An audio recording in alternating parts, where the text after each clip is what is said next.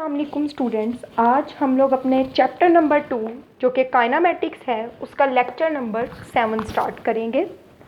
आज का हमारा जो टॉपिक है वो है speed and velocity.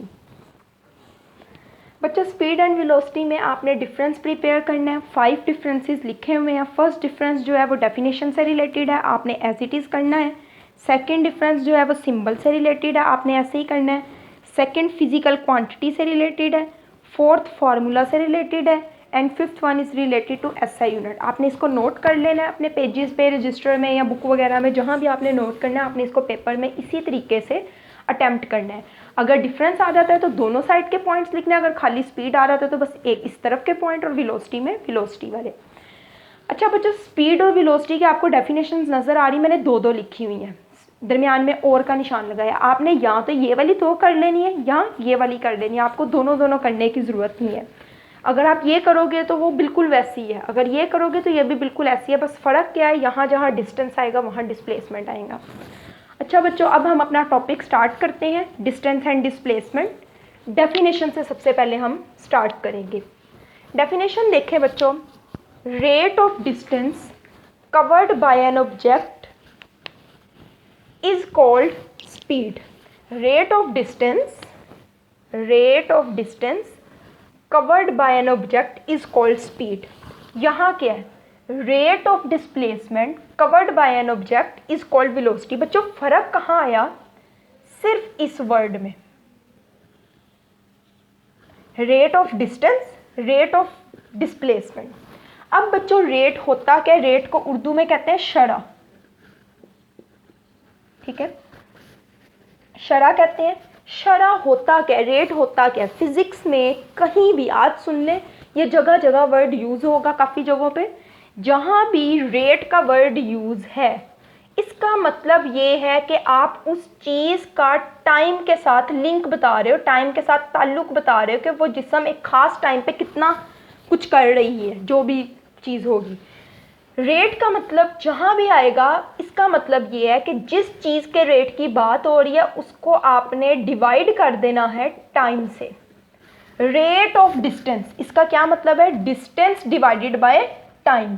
Rate of distance का क्या मतलब है, डिस्टेंस डिवाइडेड बाय टाइम।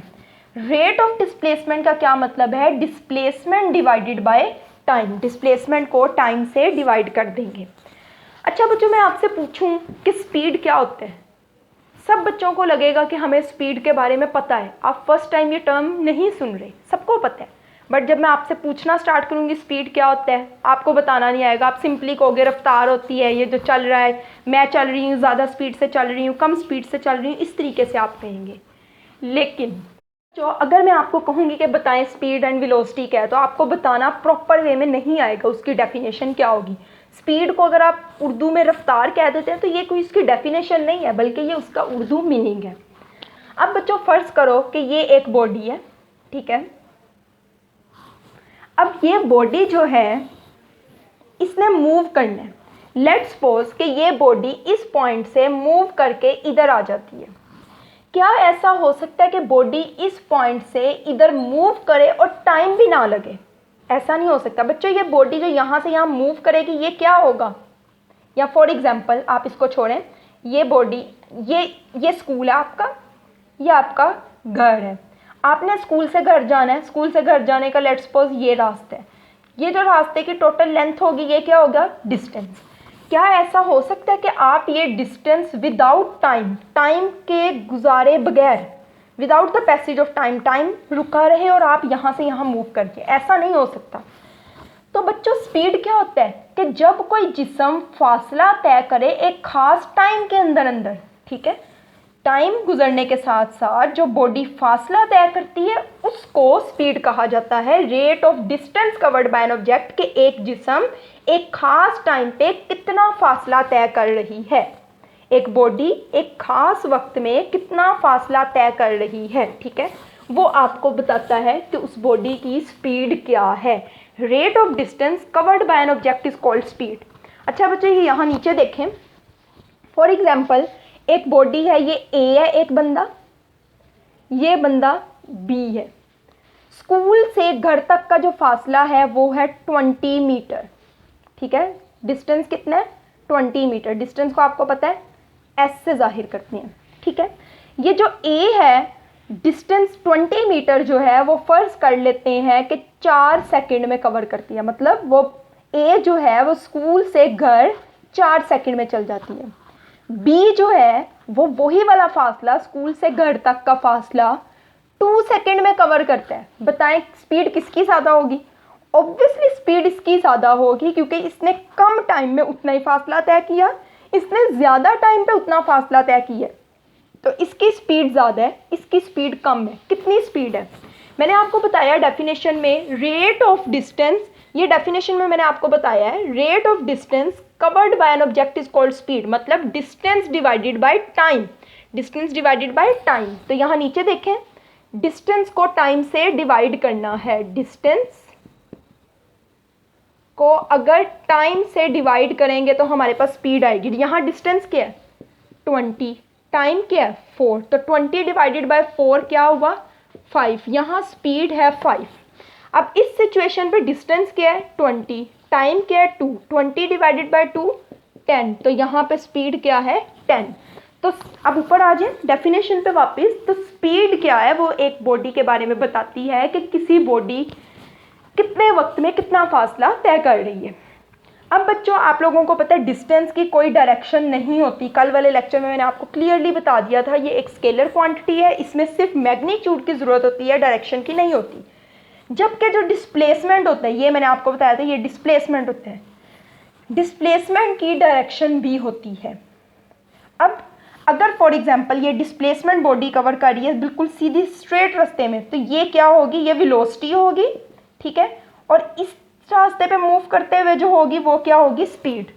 तो अगर डिस्टेंस की जगह डिस्प्लेसमेंट का वर्ड लगा दिया जाए तो वो बन जाता है वेलोसिटी। देखें the rate of displacement of a body या of an object is called velocity, कि एक जिस्म एक खास वक्त में कितना डिस्प्लेसमेंट कवर कर रहा है वो क्या कहलाएगी?